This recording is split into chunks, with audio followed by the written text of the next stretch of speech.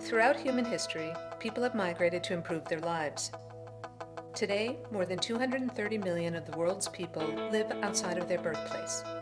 Most move of their own volition in safe and secure circumstances. But in 2013, approximately 97 million people were affected by natural disasters and 51.2 million were affected by conflict.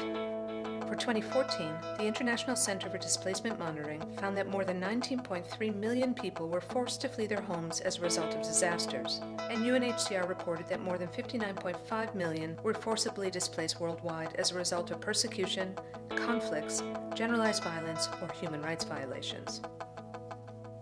This trend has not abated in 2015, with the ongoing conflicts in Yemen and Syria, and natural disasters in Nepal and Colombia, to name but a few. In countries hit by crises, those affected include citizens, but also migrants. Migrants often have legal status in the host country, but there are those without legal status. They can be present in the country temporarily, for example as tourists, students, or business people, or they could have lived there for decades. Most will work in local business and contribute significantly to the local economy. Some may have citizenship of other countries, but others may be stateless. Notwithstanding that nearly all countries today host some type of migrant population, non-citizens are very often forgotten when a crisis strikes, whether that is a conflict or a natural disaster. The needs of migrants often are not considered in preparing for or responding to crises, or in recovery.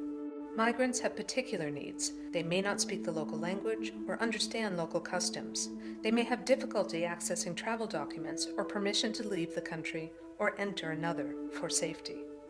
Research has shown that during crises, migrants can be particularly vulnerable to human traffickers.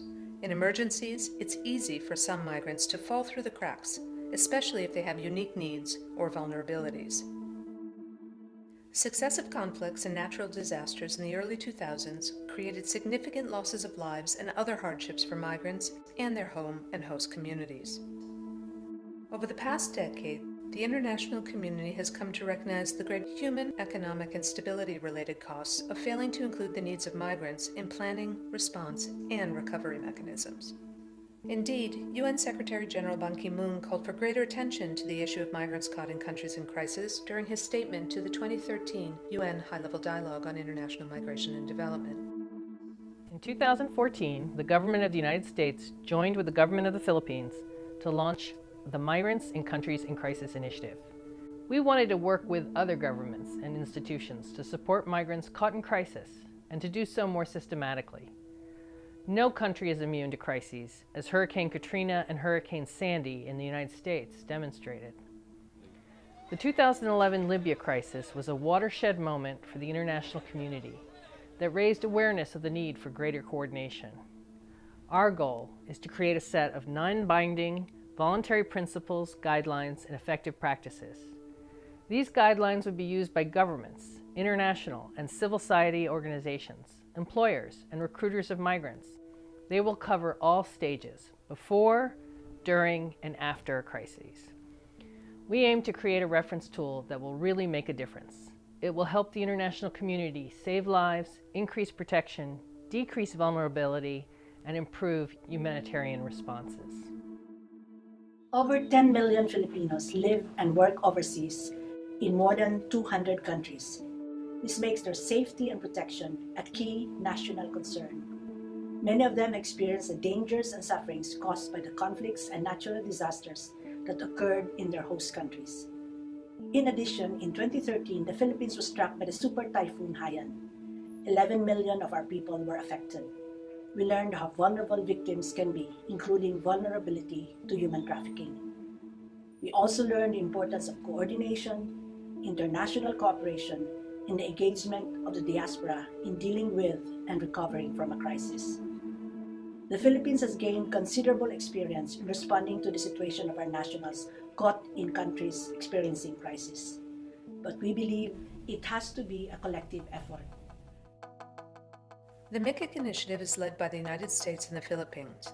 They are assisted by a working group comprised of the governments of Australia, Bangladesh, Costa Rica, Ethiopia, and the European Commission, as well as the International Organization for Migration, the High Commissioner for Refugees, the Special Representative of the Secretary General for International Migration, Georgetown University, and the International Center for Migration Policy Development. IOM serves as the initiative secretariat. The European Commission, with the assistance of ICMPD, is sponsoring 6 regional consultations with governments and other stakeholders. Civil society organizations are organizing their own parallel consultations to provide consolidated input into the governmental discussions. The IOM Secretariat and co-chairs are also organizing consultations with civil society organizations, the private sector, and partner international organizations from both the humanitarian and development spheres. Finally, we want to reach out more broadly to others who have a stake in protecting and assisting migrants in countries experiencing crisis situations. We publish regular newsletters and are hosting webinars. On our website, we have created a portal to facilitate engagement and receive specific input and ideas. The final principles, guidelines, and effective practices will be disseminated in 2016. They're intended to be practical and useful guidance for states, organizations, the private sector, and civil society. They will not affect existing regimes or obligations, including the regime governing the protection of refugees. The MICIC initiative is a great opportunity for us to work together to come up with better solutions to make migration safe for all migrants. Every contribution helps. We encourage everyone to visit the Migrants and Countries in Crisis website, get informed, and offer your views. Together, we can make a difference in the lives of millions of migrants around the world. We can uphold their rights, improve their dignity, and keep everyone safe.